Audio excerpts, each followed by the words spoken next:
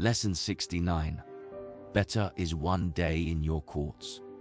We live in a world where there is so much unknown. We do the best we can to enrich ourselves and be in a right direction in our career, but nothing in life is ever straightforward. There is always going to be setbacks and tough times. You might also need to start over again because you fail for so many times until you finally reach where you want to be. You might find yourself being out of time, maybe because nothing is happening so far in your life, or maybe you might think you are missing out.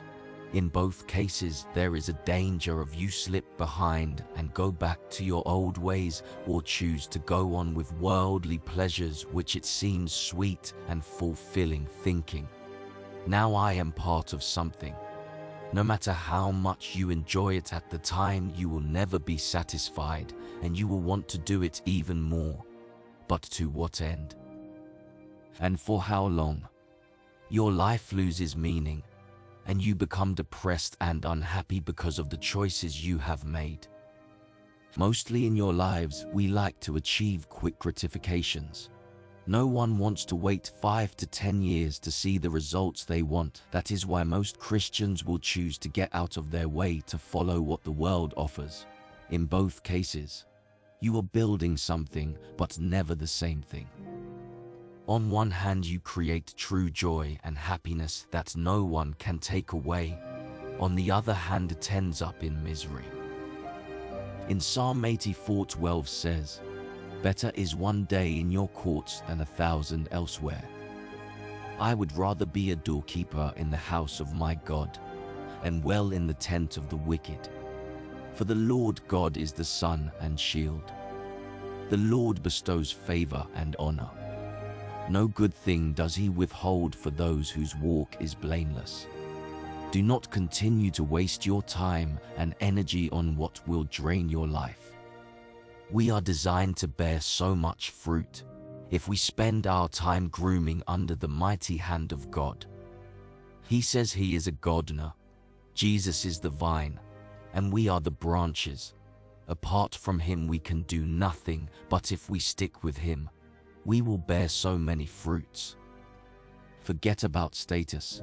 Do not get carried away when people flourish in getting rich in their own way and think they know better. Stick with God because he says he is your sun and your shield. He has a better plan for you, and he is willing to make sure you succeed when you embark on your journey. He will restore on what has lost, and he will give you good things you deserve. You do not have to weary yourself and suffer in the name of gaining success. You can have all you need if you decide to put your trust in God. Do what you love to do and believe that in his time he will deliver for you. One of the things that will allow God to show you favor is when you become blameless, because it is true that life is never fair in many ways.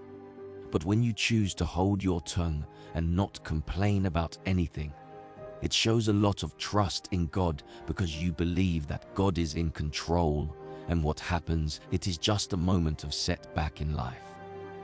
The second thing is to have peace and enjoy life. It will be meaningless to live 40 to 50 years of misery and looking down on yourself. But enjoy life and be grateful of the things you have and the little things you achieve in life.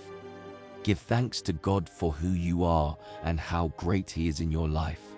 At some point in life, we will leave everything behind, for the dead know nothing, and they have no further reward, and even their name is forgotten.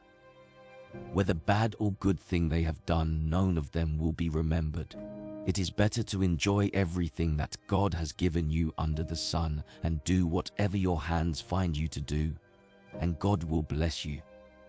No matter how far you have gone from God, you can still trust him to create in you a clean heart and renew a steadfast spirit in you.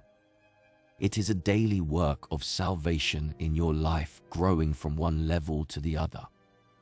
Start to feed yourself with life-giving attributes and let go of the world's pleasure and expectation of you.